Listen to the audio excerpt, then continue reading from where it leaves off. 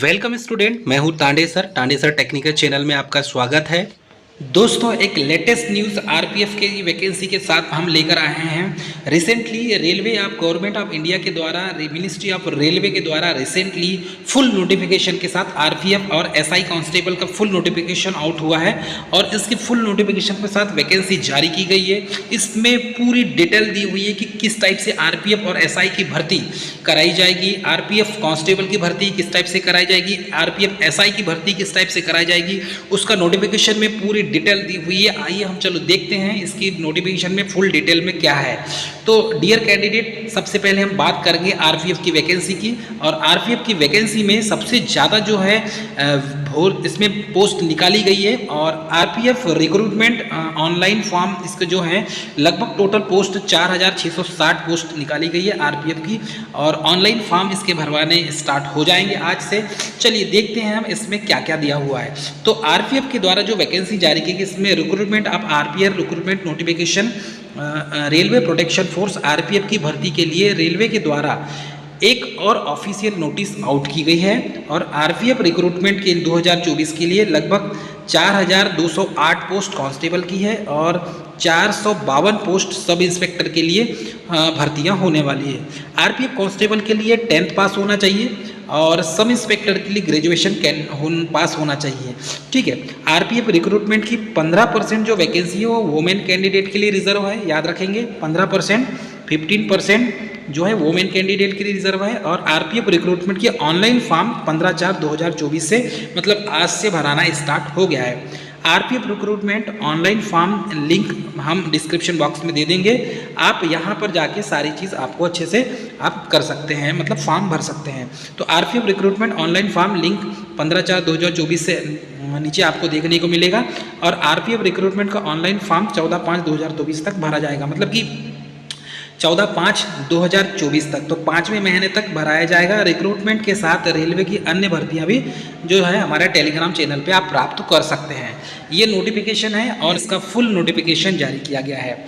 तो आप देख सकते हैं इसमें सेंट्रलाइज एम्प्लॉयमेंट नोटिस आरपीएफ 2024 में recruitment of constable executive in railway protection force and railway protection special force की वैकेंसी का फुल नोटिफिकेशन जारी किया गया है। ओपनिंग डेट जो देखेंगे एप्लीकेशन की तो 15/4/2024 दिया हुआ है। क्लोजिंग डेट यहाँ पर दिया हुआ है 14/5/2024। और इसमें date of modification window of correction in application for with payment of modification fees please no detail field in the create an account of the can not be modified. इसमें डेट दी हुई है, यदि आपको कोई भी करेक्शन करना है तो 15/5/2024 टू 24/5/2024 के बीच में यदि आपके नाम में गड़बड़ी होती कुछ होती तो आप करेक्शन कर सकते हैं। लेकिन फॉर्म भरने की जो डेट है स्टार्टिंग 15/4 से चालू हो जाएगी। अब dear student, application are invited for the eligible male female candidate for the following post mention in the table. इसमें दिया है ऑनलाइन मोड से आपको application complete in all respect must be submitted online only. और इसमें दिया है 14/5/2024। अब इसमें कांस्टेबल की पोस्ट निकाली गई है, कांस्टेबल एग्जीक्यूटिव की 7 पे कमीशन है, पे लेवल 3 है, 21,700 से कुछ इनिशियल पेमेंट स्टार्ट होगी। मेडिकल स्टैंडर्ड B1 कैटेगरी का दिया जाएगा, 18 से 28 साल एज लिमिट है। और टोटल पोस्ट यहाँ पर है 4208 पोस्ट। और इसमें जो है ऑर्गेनाइजेशन दिया हुआ है रेलवे प्रोटेक्शन फोर्स आरपीएफ की भर्ती का।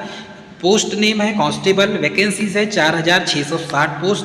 और रिक्रूटमेंट टाइप है परमानेंट।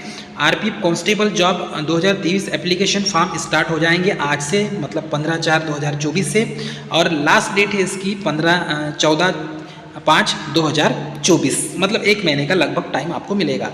इसमें ऑफिशियल वेबसाइट जो दी हुई है, ऑफिशियल वेबसाइट में आप जाएंगे, इससे फॉर्म भरना है आपको। आरपीएफ www.rpfindianrailways.gov.in पर जाकर क्लिक करके आपको फॉर्म भरना है। ठीक है। रेलवे प्रोटेक्शन फोर्स रिक्रूटमेंट जो है जारी की गई, इसमें सब इंस्पेक्टर की 452 पोस्ट है और कांस्टेबल की सबसे ज़्यादा पोस्ट है 4208 पोस्ट। ठीक है। तो टोटल पोस्ट हम आपको बता दिए। इसमें आरपीएफ रिक्रूटमेंट का क्वालिफिकेशन क्या रखा जाएगा, क्वालिफिकेशन देख लीजिए। तो क्वालिफिकेशन में आप सभी को पता है, सब इंस्पेक्टर के लिए bachelor degree from recognised university. The specific education qualification में be depending on the recruitment notice and position. तो ग्रेजुएशन तो आपको होना है, जिसका ग्रेजुएशन है वही फॉर्म भरेंगे सब इंस्पेक्टर के लिए। लेकिन कांस्टेबल के लिए 10th क्लास होना चाहिए, मतलब 10वीं पास होना चाहिए। जो 10वीं पास है, 10th पास है, वो कैंडिडेट फॉर्म भर सकता है। चलिए, आरपीएफ रिक्रूटमेंट की एज लिमिट की बात करें तो आरपीएफ रिक्रूटमेंट में सब इंस्पेक्टर की एज लिमिट यहाँ पर दी हुई है। एज लिमिट में आप देखेंगे तो मिनिमम 20 साल, मैक्सिमम 28 साल दिया हुआ है, प्लस 3 साल की छूट दी हुई है। ठीक है, पैंडेमिक का, कोरोना पैंडेमिक के समय में 3 साल की छूट दी गई है। कांस्टेबल के लिए देखेंगे तो कांस्टेबल मिनिमम 18 साल एज है और मैक्सिमम 28 साल एज है। इसमें 3 साल की फिर आप ऐड कर लीजिए, 3 साल की छूट आपको दी जाएगी। कैसे देख लीजिए, चलो यहाँ पर आरपीएफ रिक्रूटमेंट में एज रिलैक्सेशन SC/ST कैंडिडेट को 5 साल, ओबीसी को 3 साल, पीडब्ल्यूडी को 10 साल। सिलेक्शन की प्रोसेस जो होगी वो देख लीजिए। सबसे पहले CBT एग्जाम होगी, कंप्यूटर बेस्ड टेस्ट होगी।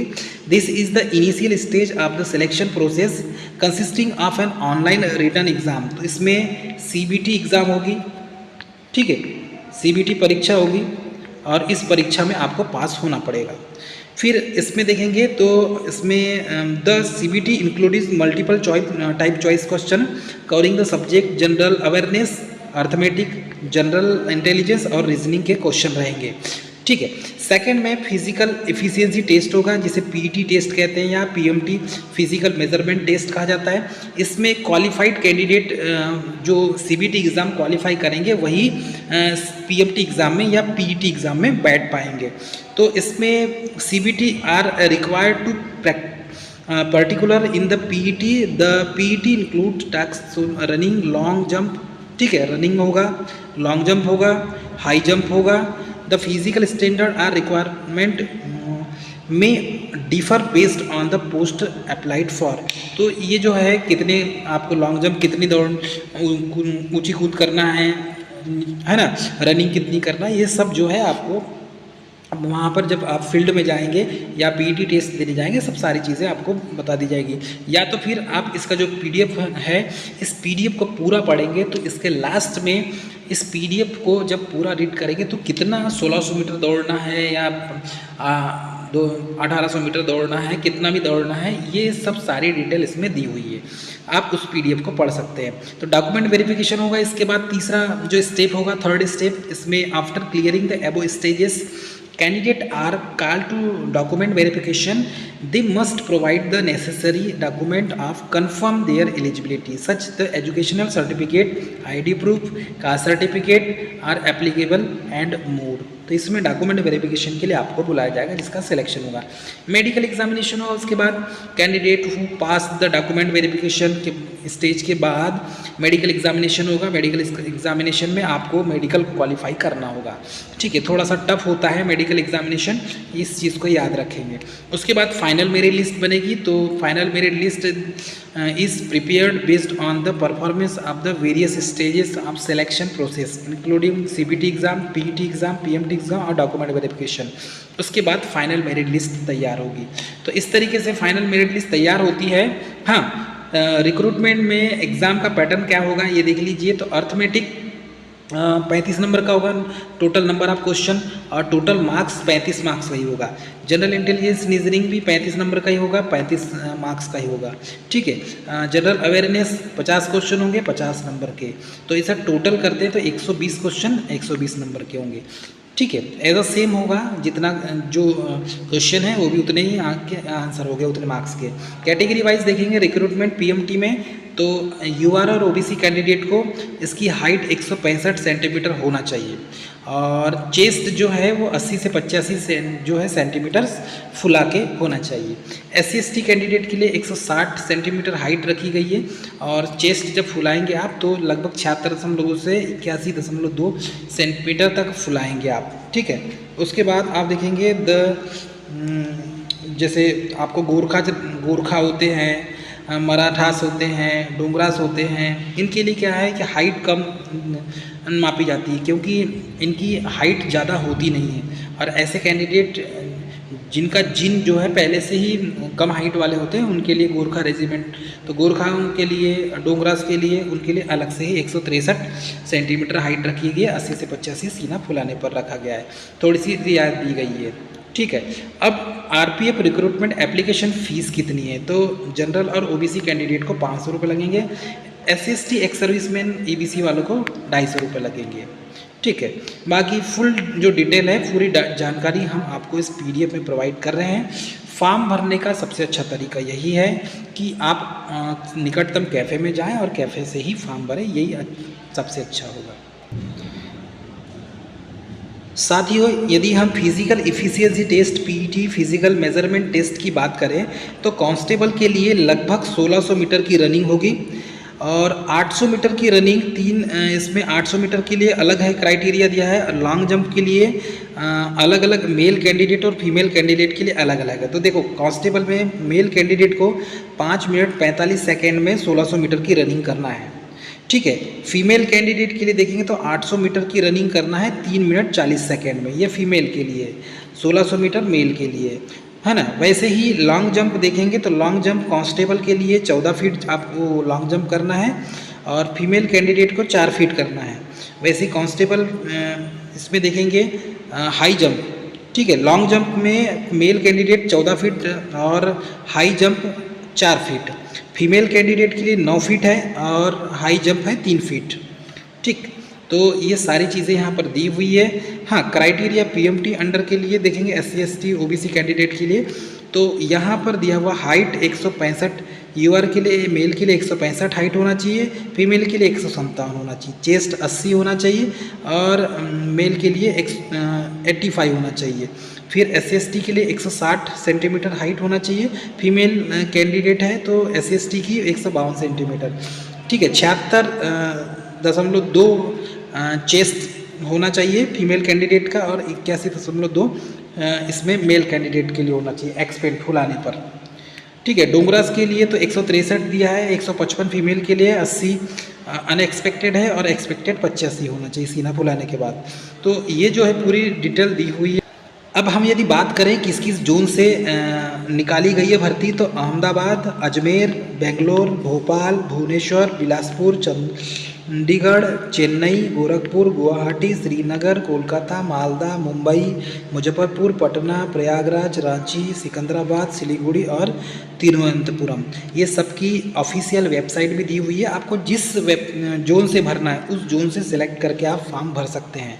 ठीक है, इसकी इम्पोर्टेंट सारी जो है एंट्रीज दी हुई है, आपको फॉर्म कैसे भरना है। कांस्टेबल को जो पेमेंट होगा पे से 21,700 पेमेंट होगा और क्वालिफिकेशन आपको पता है 10th पास है। हाँ, एक और चीज़ है इसमें, कांस्टेबल के अलग अलग कैटेगरी वाइज अलग अलग वैकेंसी जारी की गई है। तो इसमें मेल कैंडिडेट के लिए देखेंगे तो यूआर की 1450 पोस्ट है, एससी मेल की 536 पोस्ट है और एसटी मेल कैंडिडेट को के लिए वैकेंसी 268 है, ओबीसी कैंडिडेट मेल के लिए 966 पोस्ट है और ईडब्ल्यूएस के लिए 357 पोस्ट है। ऐसे टोटल जो पोस्ट है 3577 पोस्ट मेल कैंडिडेट के लिए है। ठीक है, और फीमेल कैंडिडेट की यदि बात करें तो टोटल 631 फीमेल कैंडिडेट के लिए है, फीमेल कैंडिडेट के लिए 631 पोस्ट, जिसमें से यूआर की 256 है, एससी की 95 है, एसटी की 47 है, ओबीसी की 170 पोस्ट है, ईडब्ल्यूएस की 63 है। ऐसे टोटल पोस्ट यहाँ पर देखेंगे हम तो 631 पोस्ट यहाँ पर निकल के आती है और एक्स सर्विसमैन के लिए 10% इसमें अलग इंक्लूडेड होता है। तो इस तरीके से टोटल पोस्ट यहाँ पर दिखा। वैसी एसआई की बात करें सब इंस्पेक्टर की, तो सब इंस्पेक्टर में देखेंगे तो 35,400 रुपये ये इनिशियल पेमेंट है, सैलरी है, 20 से 28 साल एज दिया है और 452 पोस्ट डिक्लेयर की गई है। तो साथियों, इसमें सब इंस्पेक्टर की पोस्ट लेवल 6 की है 7 और इसमें 35,400 रुपये आपको फीस इसमें सैलरी मिलेगी। B1 कैटेगरी का मेडिकल स्टैंडर्ड मिलेगा और ग्रेजुएशन कंप्लीट होना चाहिए तो ही फॉर्म भर सकते हैं आप। ठीक है, आप इसमें कैटेगरी वाइज यदि देखते हैं हम सब इंस्पेक्टर की पोस्ट के लिए, तो सब इंस्पेक्टर की पोस्ट में टोटल मेल पोस्ट है 384। ठीक है, 384 टोटल मेल के लिए पोस्ट है।